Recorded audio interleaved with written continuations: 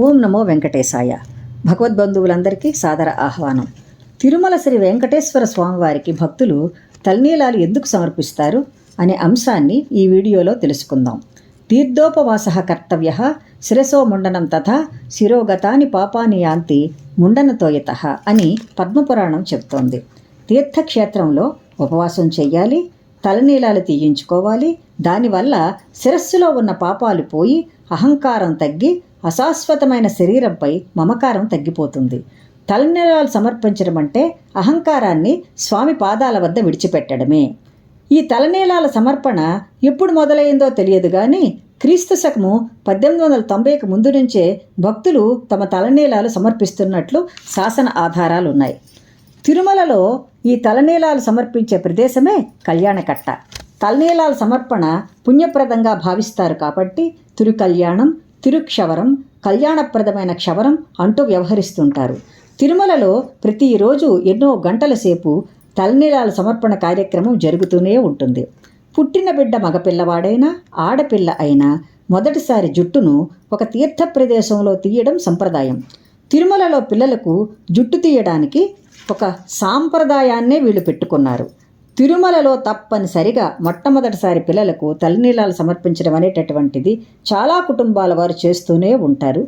పురుషులు కూడా తమ తలనీలాలను ఎప్పటికప్పుడు సమర్పించుకుంటూనే ఉంటారు. కానీ ముత్తైదువ స్త్రీలు తీర్థక్షేత్రంలో 3 కత్తెరలు లేదా 2 వేళ్ల మందం జుట్టు మొదలైన విధంగా ఇవ్వవచ్చు. శిరోముండన నిషేధం. భర్త మరణించిన స్త్రీలు మాత్రం అంటే వాళ్ళు తప్పనిసరిగా శిరోముండన చేయించుకోవచ్చు. వృద్ధహరిత, ఆపస్తంభ, అంగీరస, పరాశర స్మృతులు కూడా 2 వేళ్ల మందం జుట్టు కత్తిరించుకోవచ్చని, వితంతువులు మాత్రమే పూర్తి ముండన చేయించుకోవాలని స్పష్టం చేస్తున్నాయి. కానీ ఈ సూత్రాలు తిరుమల క్షేత్రానికి వర్తించవు. శాస్త్రానికి విరుద్ధంగా స్త్రీలు సైతం ఈ క్షేత్రంలో శిరోముండనం చేయించుకుంటారు. భక్తి ముందు ఇవన్నీ చెల్లవు కదా. భక్తి ముందు శాసనాలు కూడా గడ్డిపరగ్గా అయిపోతూ ఉంటాయి. అదీ కాక కలిమాయకి ఆడామగ భేదం లేదు. అంతా కూడా కలి ప్రభావానికి లోనవుతూ ఉంటారు. అంతేకాకుండా స్వామివారికి స్త్రీలు నిలువుదోపిడి ఇచ్చుకునే సందర్భంలో తలనీలాలు సమర్పించడం అనేటటువంటి సాంప్రదాయం కూడా ఉంది తిరుమలలో. అందువల్ల స్త్రీలు కూడా తలనీలాలు సమర్పించుకుంటూ ఉంటారు.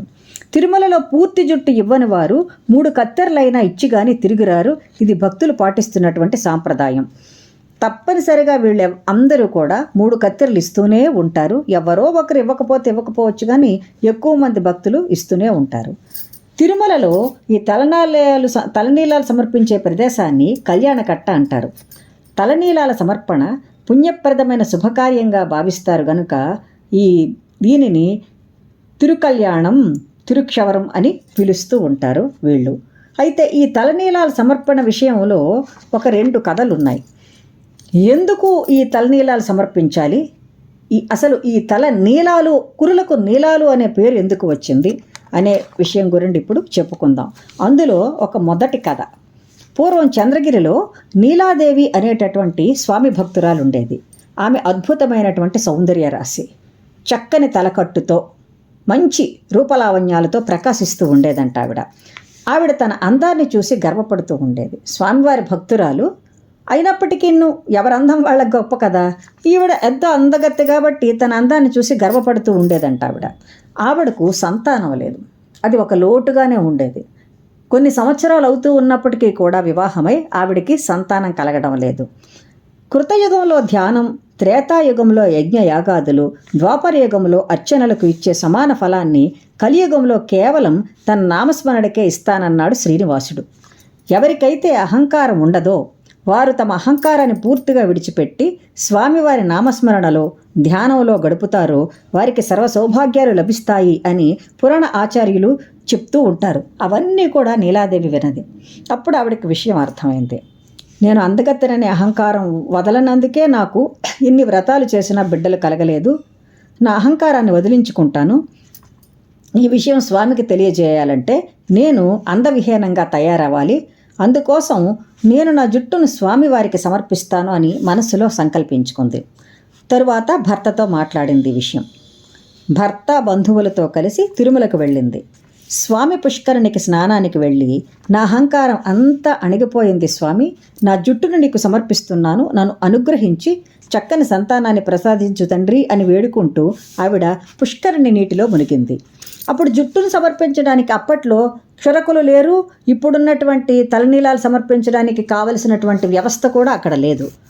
అయినా పరమాత్మ మీద నమ్మకం పెట్టుకొని ఆవిడ ఈ పుష్కరునిలో మునిగింది. తిరిగి నీటిపైకి లేచేసరికి చిత్రంగా ఒక్క తల వెంట్రుక కూడా ఆమె తలపై లేదంట. జుట్టు మొత్తం తల నుండి విడిపోయి నీటిలో కొట్టుకుంటూ పోతుందట. అలా పోతున్నటువంటి ఆ జుట్టును అందరూ చూస్తున్నారట. చూస్తూ ఉండగా క్షణంలో ఆ జుట్టు మాయమైపోయిందంట. అంతా ఆశ్చర్యపోగా ఆమె చాలా సంతోషపడిందట. తన వేడుకోలును స్వామి విన్నారని, స్వామి అనుగ్రహించారని పరమానంద భరితురాలైందట నీలాదేవి. ఆ సంగతి ఆ నోట ఈ నోట భక్తులకు, అర్చకులకు కూడా తెలిసిందంట. అహంకారానికి సంకేతమైన జుట్టును స్వామికి సమర్పించటాన్ని భక్తులు గ్రహించారంట. అప్పటి నుండి తమ తల వెంట్రుకలను మొక్కుకోవడం, ఏవైనా కోరికలు కోరుకోవడం ప్రారంభించారంట. వాళ్ళు కోరిక కోరిన వెంటనే స్వామివారికి తలనీలాలు అర్పించడం చేస్తూ ఉన్నారంట. కాలక్రమంలో నీలాదేవికి సత్సంతానం కలిగింది. ఆవిడ స్వామివారిని సేవించుకుంటూ తన జీవితకాలం అంతా గడిపిందంట. అయితే నీలాదేవి వలననే ఈ తలనీలాలు అనేటటువంటిది వచ్చింది కాబట్టి తలనీలాలు సమర్పించటం అనేటటువంటి వ్యవహారంతో ఈ కథ వ్యాప్తిలోనికి వచ్చింది. ఈ తలనీలాల విషయంలో మరొక కథ కూడా ఉంది, ప్రచారంలో ఉంది. ఈ కథ, ఈ రెండవ కథ అందరికీ తెలిసినదే, అయినా తెలియని వాళ్ళ కోసం మళ్ళీ నేను ప్రస్తావించదలుచుకున్నాను. స్వామివారి పుట్టలో ఉండేటప్పుడు ఆ గోవు పాలిస్తుండేటప్పుడు దానిని చూసి గొల్లవాడు గొడ్డలితో స్వామివారి నుదుటి మీద కొడతాడు. ఆ విషయం అందరికీ తెలిసిందే కదా. ఈ గొడ్డలి దెబ్బ స్వామివారికి మానినా కూడా అక్కడ ఊడినటువంటి జుట్టు మాత్రం మళ్ళీ రాలేదు. ఆ భాగం అంతా ఖాళీగానే ఉండిపోయిందంట. ఒకసారి స్వామివారు శేషాచల పర్వతాల మీద నిద్రిస్తూ ఉన్నారంట. ఆ పర్వతాల దగ్గరికి గంధర్వరాణి అయినటువంటి నీలాదేవి వచ్చిందంట. వచ్చి తిరుగుతూ ఉందంట. తిరుగుతున్నప్పుడు జగన్మోహనాకారుడైన స్వామివారిని చూసింది ఆ గంధర్వరాణి. చూసిన వెంటనే చాలా బాధపడిందట. ఇంత సౌందర్యవంతుడైనటువంటి ఈ స్వామికి ఈ లోటేమిటి, ఈ జుట్టు ఉండకపోవడం ఏమిటని చాలా బాధపడిందట. బాధపడిన వెంటనే తన శక్తితో తన తలపై ఉన్నటువంటి తన జుట్టును కొంత కత్తిరించి తన అద్భుత శక్తితో స్వామివారి తల మీద అతికించిందంట. గంధర్వరాణి కాబట్టి అద్భుత శక్తులు ఉంటాయి కదా, అలా అతికించిందంట. స్త్రీలకు అందము అలంకారము అయిన శిరోజాలను ఆమె త్యాగం చేయడం స్వామివారు గుర్తించారంట. కొండకొచ్చిన భక్తులంతా తలనీలాలు సమర్పిస్తారని, అవన్నీ ఆమెకే చెందుతాయని స్వామివారు అనుగ్రహించారంట. ఆమె పేరు మీదుగానే తలనీలాలు, ఆమె పేరు నీలాదేవి కాబట్టి తల నుండి ఉన్నటువంటి కురులను తలనీలాలు అన్నారు. ఆ విధంగా తలనీలాలు అని పేరు వచ్చింది. ఆవిడ వల్లే ఆ స్వామివారి నిద్రించిన కొండకు కూడా నీలాద్రి అనేటటువంటి పేరు వచ్చిందని అంటూ ఉంటారన్నమాట. ఈ రెండు కథలు కూడా ప్రాచుర్యంలో ఉన్నాయి సాధారణంగాను.